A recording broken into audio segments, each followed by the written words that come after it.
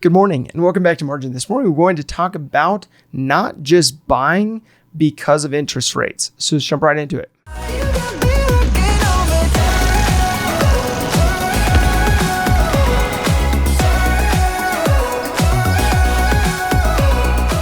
So we have seen a surge in home buying activity over the last year. The home ownership rate is now the highest it's been since 2011, according to Statista. So with this surge in home ownership, there are a number of reasons for this being the case, but arguably the greatest is probably interest rates. For 2021, the average interest rate for a 30-year fixed mortgage is 2.92%. Now, this is, of course, thus far in the year, but it is the lowest interest rate we've seen in Freddie Mac's data leading back to 1971. So these interest rates are even lower than what we saw in the 2008 and 2009 era of the Great Recession, where they bottomed out at an average of 4.81% during April of 2009. Now, they dropped after the official end of the Great Recession, but it's still important to notate how much higher they were during a great deal of uncertainty than they are now, which we're not necessarily dealing with a limited amount of uncertainty. There's a lot of uncertainty right now as well. So we have seen a run on toilet paper, on cleaning products, and on lumber in the last year. The former being fear-based and the latter being supply chain and demand attributed. But why that run on housing? Is it only attributed to lower interest rates, or is there something else there?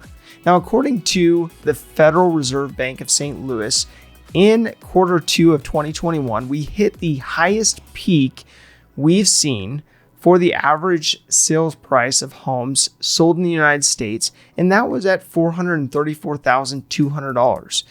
Now, to put this in perspective, the average household income in 2021 is $79,900. So let's say I found a house in Scottsdale, Arizona, and let's say it is a dated 1,290 square foot mid-century modern-esque style home. And I made an offer for $434,000. Now that was accepted, and let's say I get a conventional rate of 2.69% with a 5% down payment, or $21,700 as a down payment. Now, once I include mortgage insurance, otherwise known as PMI, at $261 a month, property taxes at $246 per month, and home insurance at $152 per month, which would all be included in my escrow. And after principal and interest, I'm sitting at a mortgage of $2,328 per month. Now, with an average gross income of $79,900 and an estimated take-home pay of, let's say, $4,660 per month, after taxes and after health benefits and everything else are taken out, this average home equates to 50% of my take-home pay. So one of my entire paychecks of the month would go to the mortgage before paying utilities, cable, internet, and all of these subscriptions we seemingly get caught up with subscribing to. Now, I hear so many people arguing that they will pay whatever it takes to get into a house because of the low interest rates and those interest rates that they will never see again. Now, the interest rate component of that may be spot on in the sense that, why not lock in a long-term 30-year rate at, shy of 3%. But have you ever stopped to look at how much the interest rate actually changes your payment? So let's look at this. So the average 30-year rate over the last decade has been 3.93%, according to Freddie Mac.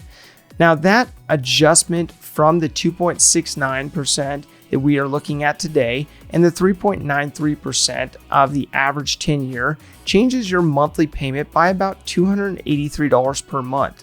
The point I'm trying to make is not to let interest rates make the determination whether you buy a home or not. You should ensure that you are in the financial position that you are prepared to purchase a home, and buy one only when you have every aspect aligned for your finances. Now, if you've already bought a home, you may consider actually refinancing that home as long as it doesn't extend the duration you are on the hook for that mortgage. So if you have paid on that mortgage for 10 years, you're not going to want to get a 30-year mortgage and extend back that mortgage out.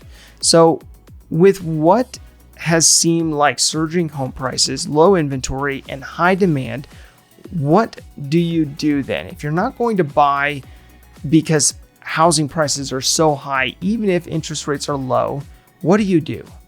And I would encourage you to breathe and relax, because there's going to be deals for you to take advantage of. There's going to be opportunities, but if you force your way into purchasing a home just to get that interest rate, you're setting yourself up for not necessarily making the best decision for your personal finances. So with the cost of housing being what it is, don't rashly make a decision based on what may be an inconsequential amount per month to your household budget. So my call to action today is to go through your mortgage statement if you own a home already, and really look at whether it is the right time to refinance your home if you own a home. And if you don't own a home, take a look at the impact of a slightly higher interest rate if you wait to find the right deal that's within your budget. And just look at that difference based on bidding up a property that you're just trying to get into and waiting for that right deal that is within your budget. If this information is helpful to you, please do like, subscribe, and hit the notification bell so you're reminded to come back on a daily basis and improve in managing your personal finances. Thank you for your time. Enjoy your day. We'll see you back here tomorrow.